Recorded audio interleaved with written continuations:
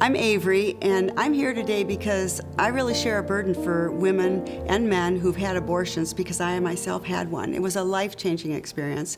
A lot of things happened as a consequence of it. So I'm hoping that I can help you through a healing process and be free from some of the things that happen to a person when they go through that experience. Well, I was in college back in 1969 at the end of the year, and I found out that I was pregnant and ended up having an abortion in the University of Kansas Medical Center back in January of 1970. And I was devastated when I found out I was pregnant. That was not a part of my plan. I wanted to wait till I got married to have sex, but things happened. There was a lot of pressure. A lot of wild things were going on campuses around the country back then, and I ended up in that situation.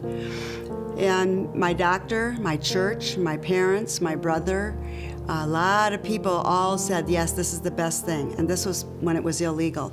And so I thought, this must be the best answer. And I thought it would take care of everything, and then I could just go on with my life. After I had the abortion, I came right back to my apartment, and I began having an intense desire to be a mother. And it made no sense to me. I didn't want to be pregnant. I didn't want to have a baby out of wedlock. I didn't want to miss a semester of school with a pregnancy. So many things. I didn't want to go through the emotions, stress, and trauma of giving a baby up for adoption. Well, I get back to my apartment, and here I'm having stress and trauma because I'm having this desire to be a mother. And I ended up in the hospital because of it with a spastic colon. I missed 2 weeks of school and had to drop out that semester. So I did have emotional stress and trauma anyway. I did have to miss a semester of school anyway. And many other things happened. I couldn't get it out of my mind. You know, I kept remembering, what I had done. And came back to school, met my husband, got married in August of 1971, and thought, well, now I can get on my road, to my life. After we got married and I graduated the next semester, we tried to have children right away, and I got a job at the university bookstore. And the gal who was a cashier next to me was a hippie. She was very angry at everybody. She was jealous of the students because she had wanted to go to college, but she had gotten pregnant when she was 17 and had to get married. She was now the mother of 2 little boys. Her husband and her were separated, and she's trying to raise these boys. She's working at this bookstore and was very unhappy. Well, a month after I started working there, she totally changed. Her countenance changed. She was glowing. She was happy. She was being nice to the students. And I said, Jeannie, what's happened to you? She said, I became a Christian. Well, I grew up in a church, mainline denominational church, and I thought I was a Christian, and I thought, well, I'm a Christian, and it wouldn't make that difference in my life. I kept watching her over the months that followed. It didn't change. Her husband was coming and picking her up at the store for lunch. They looking at each other with love in their eyes. And it was just wonderful. She was a totally transformed person.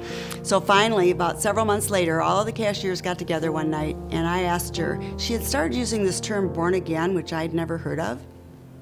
So I said, Jeannie, what do you mean when you say born again? And in the church I grew up in, Jesus was up there behind the altar, and I didn't understand who he was. And she explained that Jesus, when he came to earth and when he died on the cross, he was paying the penalty that I was supposed to pay for my sins. He did it for me. And that if I believed that, and if I accepted what he did for me, then I would be born again. She said, the first time, you're born physically. Your physical body, but the second time when you're born again is when your spirit is born, when it becomes alive and it can hear God speak and it can understand the scriptures when you read them, and now you're alive spiritually. So the first time you're born physically. When you're born again, you're born spiritually. And it all made perfect sense. But then she said the crucial thing to me, because I had such low self-esteem growing up, she said, and don't try to become good enough or perfect before you come to him. He loves you just the way you are. That night, when I said my prayer to give my life to him, I asked him to forgive me of all the sins I could think of. And I'd always felt like something was wrong with having this abortion, even though everyone said it was okay. And I asked forgiveness for that. And I did feel totally forgiven and set free and cleansed from everything. So my life went on for another 3 years until we'd been trying to have children all these years, and I wasn't getting pregnant. And so I had some infertility testing done and found out my tubes were blocked as a result of the abortion. And just a minor infection caused that to happen. I could not get pregnant. We did end up adopting 2 children. But the abortion caused all these things in my life, and all kinds of things happen to women and men out there. Not everybody becomes infertile, not everybody has emotional stress and trauma to the extent I did. Some have it worse. Some try to kill themselves. But there is always a consequence. And sometimes people don't even understand that it's because of the abortion in their past. And so I want people to know that yes, you can be totally forgiven and totally set free and receive complete healing as long as you turn to God. And I'll tell you, I've had support groups for many, many women across the city that I live in.